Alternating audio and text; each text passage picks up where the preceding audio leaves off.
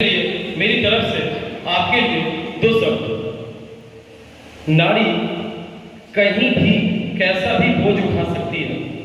नारी कहीं भी कैसा भी बोझ उठा सकती है। वो सीता बनकर बेटों को लवकुश बना सकती है। वो सीता बनकर बेटों को लवकुश बना सकती है। अरे कमजोरी से मत नापना इनकी ताकत को, ऐ मेरे दोस्त। अरे कमजोरी से मत नापना इनकी ताकत को, ऐ मेरे दोस्त। जिस हाथ में चूड़ियां हैं वो समय पर लक्ष्मीबाई बनकर तलवार ही चला सकती है। धन्यवाद आपके इस जोशवर्धक तालियों के लिए। मैं हमारे विद्यालय से ही क्लास 10वीं का भी नाम बहुत ज़्यादा सम्मान से ऊंचा कर दिया। इन्होंने ताइक्वांडो में नेशनल लेवल का भी प्राइज जीता। तो स्वागत करेंगे इनका जोरदार तालियों के साथ, ताकि वो आगे दूसरी लड़की तक ना पहुंचे। क्या बात। आपके जवाब से दर्शक भी पूरी तरीके से संतुष्ट हैं। आप एक तरह से आदर्श बच्ची बनकर इन सबके बीच में से उभरी, क्योंकि जो पुरुषों के बारे में सोचा जाता था, आपको पता होगा ऐसा कोई खेल नहीं है। यहाँ तक कि भारतीय सेना भी परमानेंट कमीशन जो उसमें होता है, उसमें भी महिलाओं को अब जगह देने लग गए हैं। चलिए इस खेल के बारे में हम आपसे कुछ और जानना चाहते हैं। देखिए, किसी भी खिलाड़ी को ऊपर पहुंचाने के लिए या सही मुकाम पहुंचाने के लिए उनके कोई रोल मॉडल होते हैं या प्रशिक्षक होते हैं, और साथ में हम लोग अगर बात करें तो अभिभावकों का भी कम महत्व नहीं होता। तो आपसे मेरा सवाल होगा, आपके प्रशिक्षक कौन है, उनका कितना योगदान है, और आपकी इस खेल में आप अपनी उपलब्धियों में उनके नाम को कैसे जोड़ना चाहिए? मेरे प्रशिक्षक मास्टर भैया वो हमारे कोच है, बट वो कोच ना हो के हमारे भैया हैं, क्योंकि उन्होंने मुझे बहुत अच्छा प्रेरणा दिया और बहुत अच्छा प्रैक्टिस करवाया। उससे मैं डिस्ट्रिक्ट लेवल से स्टेट लेवल के बाद नेशनल लेवल तक पहुंची। उन्होंने कभी भी हमारे पेरेंट्स कहीं दूर जाने से मना करते, तब उन्होंने हमें और हमारे पेरेंट्स को बहुत अच्छे से समझाया। वो अपने रिक्स पे हमें ले जाते थे और लेके आते थे। उनकी वजह से मैं यहाँ पे हूँ। वाह, अगर एक सही गुरु मिले तो लोग अर्जुन और यहाँ बैठे मानसी भी बन सकते हैं। चलिए आगे चलते हैं, आपसे और भी बातें करनी है इस विषय पर। आप पहली बार कहाँ और किस प्रतियोगिता में आपने भाग लिया था? साथ में आपसे एक सवाल ये भी होगा कि क्या आप उस प्रतियोगिता में जीत पाई थी? मैंने सबसे पहली बार लखीसराय ड्राइव प्रतियोगिता में भाग लिया था, डिस्ट्रिक्ट लेवल चैंपियनशिप में। वहाँ पे मैंने जीता नहीं, हार गई, बट मुझे ऐसा लगा कि मेरे प्रैक्टिस में बहुत कमी थी, उस वजह से मैं हारी। मगर मुझे हारने के बाद ऐसा महसूस हुआ कि मुझे और प्रैक्टिस करनी चाहिए और मेहनत करनी चाहिए, तभी मैं आगे बढ़ पाऊँगी। अगले कंपटीशन में डिस्ट्रिक्ट लेवल पे सुजगढ़ा में वो हुई थी, और उसमें मैं गोल्ड मेडल आई, और मैं जिससे हारी थी उसी को मैंने हराया। तब मुझे बहुत अंदर से खुशी हुई। क्या बात है। हारने के बाद आजकल के युवाएं भटकाव की तरफ चले जाते हैं। उन्हें लगता है हमारे साथ चीटिंग हुई है, लेकिन आप मानसिक सकारात्मक चीज़ों को देखें। वो हारने के बाद भी अपनी हार को उन्होंने नहीं माना, उसे जिद बना लिया कि मुझे और मेहनत करनी है। आजकल हमारे अंदर यही कमियां होती हैं। आप जानते हैं कि अगर हम लोग सफल नहीं हो पाते तो हम दोष दूसरे के सर पे बढ़ देते हैं। उतना दोष बढ़ने से अच्छा है कि अगर खुद में मेहनत करें तो हम उस मुकाम को जरूर पा सकते हैं। चलिए चलते हैं हम लोग और अगली कड़ी में। आप उच्चतम किस स्तर तक की प्रतियोगिता में भाग ली है और आपने क्या हासिल किया है? मैंने उच्चतम स्टेट लेवल तक की प्रतियोगिता में पार्टिसिपेट किया है, और उसमें मुझे सिल्वर मेडल मिला था। मेरी प्रैक्टिस में कुछ कमी होने के कारण मैं गोल्ड नहीं ले पाई, लेकिन आगे प्रयास रहेगा कि गोल्ड में भी ले लूँ। चांदी भी कम नहीं होता, सोने के साथ उसका बहुत मुँह टक्कर है। चलिए मैं भी यही चीज़ मानसी से जानना चाहूँगा। मैंने तो पहले डिस्ट्रिक्ट लेवल के बाद स्टेट लेवल पे मेरा गोल्ड मेडल हुआ, फिर मैं नेशनल गई। नेशनल में बहुत कंपटीशन था, उस हिसाब से मेरी प्रैक्टिस नहीं थी, इसी कारण मैं हार गई। मगर मुझे ऐसा लगता है कि अगर मैं मेहनत अच्छे से करूँगी और आगे मैं जा सकती हूँ और इसमें बहुत ऊंचे स्तर पे जा सकती हूँ। बिल्कुल, सबका सहयोग, आपकी मेहनत और भगवान का आशीर्वाद होगा तो आप बिल्कुल और आगे अच्छी मुकाम हासिल करेंगे। आपसे अगली सवाल है, आप जीत में तथा हार में दोनों में कैसा महसूस करती हैं? आप एक एक करके बताएंगे तो हमारे दर्शकों को बहुत बेहतर महसूस होगा। कोई इंसान अगर जीतता है तो उसे लगता है कि उसमें वो परफेक्ट है और वो आगे मेहनत नहीं करता है। मगर जब कोई इंसान हार, मेरे में कमी क्या थी, मुझे ढूंढना क्या, अपने कमी को निखारना है और उसमें मुझे उसे को ठीक करना है और मुझे उसमें आगे जाना है।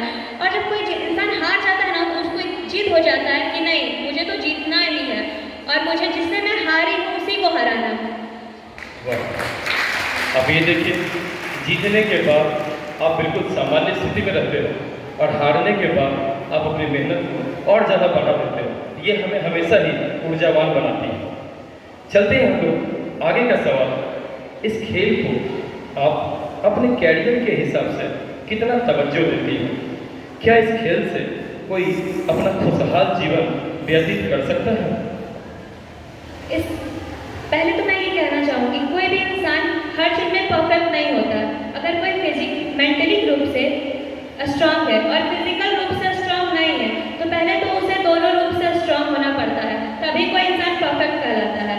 और ताइक्वांडो एक ऐसा खेल है जिससे अगर कोई बॉयज़ या गर्ल्स जो पढ़ने में असमर्थ हो वो ताइक्वांडो का कोच बन जाए या कुछ भी, मतलब उसमें कोच या फिर गार्ड या कुछ भी बन सकता है और उसके आगे जा सकता है और उससे अपना फैमिली का भी गुजारा कर सकता है। क्योंकि ताइक्वांडो भी एक ऐसा खेल है जिसमें बहुत ज़्यादा इनकम होता है।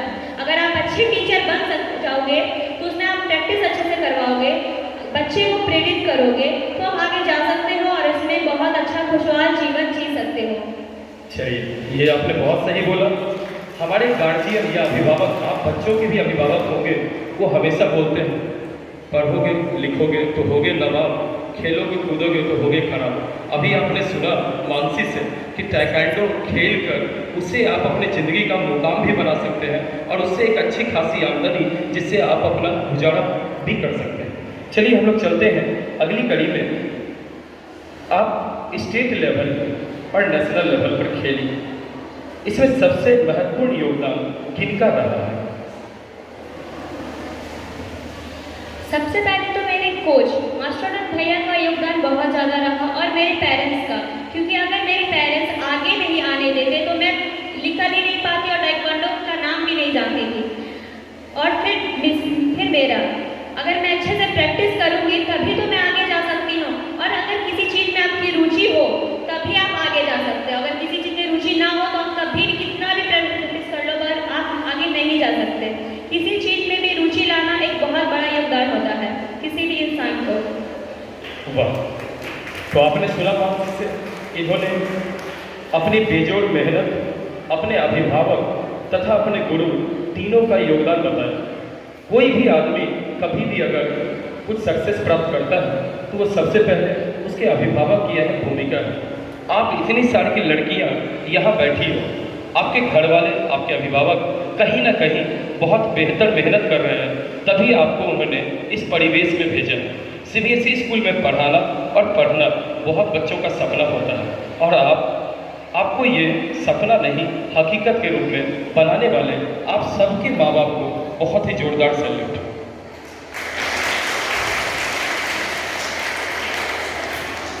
अपने दर्शकों को आप क्या संदेश देना चाहेंगे कि वो अपने मकसद पे कैसे फोकस करें, वो अपने मकसद से क्या सीखें या वो अपनी उपलब्धियों को कैसे डाइजेस्ट कर पाए और जो गलतियां होती हैं उसको भुला पाए?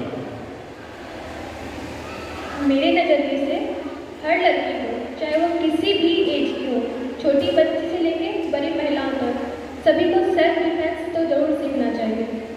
क्योंकि अगर आगे जाके आपको किसी भी तरह का परेशानी है तो आप किसी पे डिपेंड नहीं होके खुद वहाँ पे फाइट कर सकते हैं। जैसे निर्भया जैसी बहुत सारी लड़की है, अगर उन्होंने सेल्फ डिफेंस सीखा होता तो गारंटी कि उनके साथ ऐसा नहीं होता। ये हमें सिर्फ सेल्फ डिफेंस नहीं सिखाता, हमें अंदर कॉन्फिडेंस भी देता है ताकि हम किसी भी चीज़ में आगे फाइट कर सकें। आपने निर्भया का नेम लिया, उनका नाम सुनकर ही हमारी रूह कांप जाती है कि कैसे एक बच्ची के साथ उस घिनौनी हरकत को लोगों ने अंजाम दिया। मुझे ये सुनकर बहुत अच्छा लगा कि आपने ताइक्वांडो को सेल्फ डिफेंस का तरीका बताया। अगर कोई भी ताइक्वांडो बच्ची सीखती है तो उसकी शारीरिक रक्षा बहुत आसानी से कर सकती है। अगर निर्भया ने भी ये किया होता तो शायद हमारे बीच वो सजीव अवस्था में होती और साथ में इतनी घिनौनी हरकत उसके साथ नहीं होती। अंत में मैं आपसे पूछना चाहूँगा कि आपकी एम्बिशन क्या है, आपका एम क्या है, इसके बारे में आप सकते हो। अगर किसी की हाइट कम हो या फिर किसी का कुछ में प्रॉब्लम हो तो ताइक्वांडो एक ऐसा खेल है जिसमें आपको रिजर्वेशन मिलता है और आप उससे आगे जा सकते हो। और ताइक्वांडो एक ऐसा खेल है जो हर लड़की को सीखना चाहिए, क्योंकि अगर कोई आपको रास्ते में परेशान करे या कुछ भी तो आप उसको सबक सिखा सके, जवाब दे सके उसको।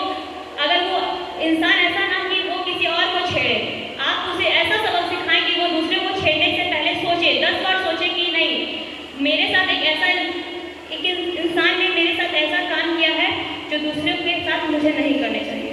वाह, ये थी भारत की में आने के लिए हम लोग की तरफ से बहुत ही ज़्यादा आभार। आप इस मुकाम तक पहुंची हैं, इसके लिए आपको बहुत ज़्यादा सिलेक्शन भी और साथ में आशीर्वाद भी। मेरे पास कोई वर्ड्स नहीं है। I am speechless because these two girls just have demonstrated here their performance in a very good way, and certainly it is very inspiring for you all. This is not only just purpose just to highlight them, but also just you have to learn how can just these two students and other students who come forward to inspire you all. This was the theme of this talk show. Just I am so pleased that this talk show has just performed very well. I am very happy. एक बार जोरदार तालियां हो जाए मानसी के लिए।